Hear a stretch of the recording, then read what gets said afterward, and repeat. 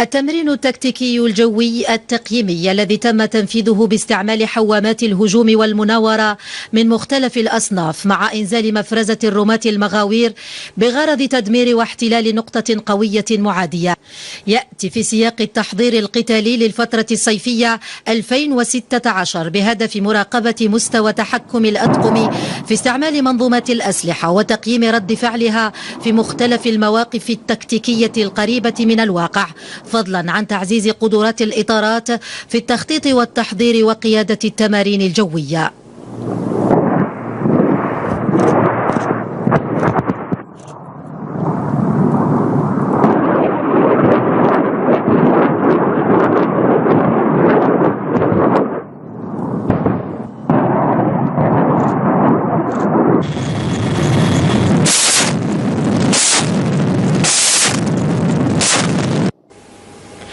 التمرين الذي نفذ تحت متابعة السيد الفريق تم باحترافية عالية ودقة متناهية، وهذا نتيجة للجدية في الإعداد والتخطيط والتنفيذ لمختلف الأعمال القتالية على مدى فترة التحضير القتالي.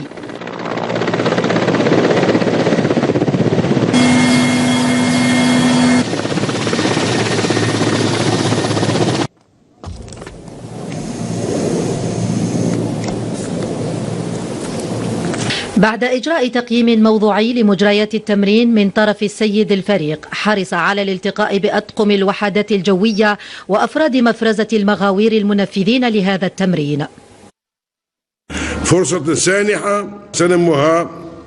اليوم لأذكركم بالهدف الأسمى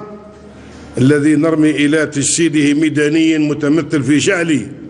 تكوين وتدريب والتحضير القتالي في الجيش الوطني الشعبي شرطا أساسيا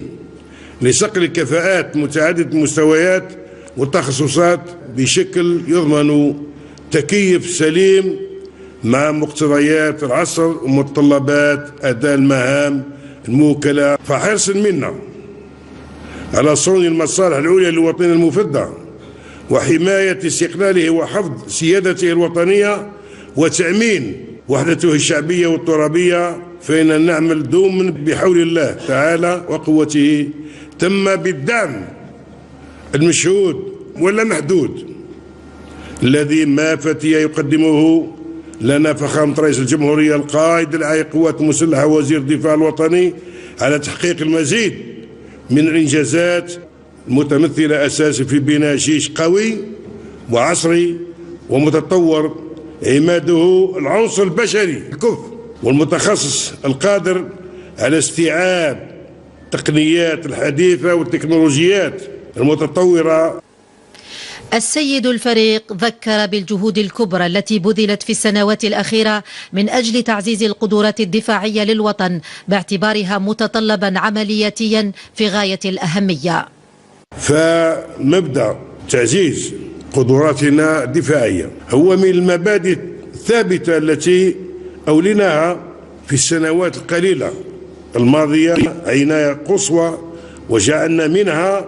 متطلبا عملياتيا في غاية الأهمية، ومن هذا المنطلق تندرج الخطوات المدروسة التي ما إن فك الجيش الوطني الشعبي أن يقطعها، وهو الجهد الذي أثمر توفير وتجهيزات عصرية متطورة وتشاهد اليوم التكنولوجيات العالية التي تتوفر عليها وتعاين مدى القدرة الفائقة والمهارة البارعة التي يبديها العنصر البشري الذي أثبت اليوم كفاءات رفيعة المستوى في مجال التحكم في نصيتها وتطويعها. السيد الفريق هنأ الجميع على الروح القتالية العالية التي أبانوها وظهرت جلية للعيان خلال القيام بمختلف المهام المسندة، مما ينم عن مدى القدرة على التطبيق الجيد للخطة المرسومة ووعي جميع الإطارات والأفراد بمدى المسؤولية الملقاة على عاتقهم، حاثا إياهم على أن لا يكتفوا بالنتائج الجيدة المحققة، بل ينبغي التطلع دوما إلى تحقيق المزيد والمثابرة على المضي قدما على هذا النهج المتميز. في الختام استمع السيد الفريق إلى تدخلات الأفراد المشاركين في التمرين قبل أن يقوم بتدشين مرافق إدارية جديدة.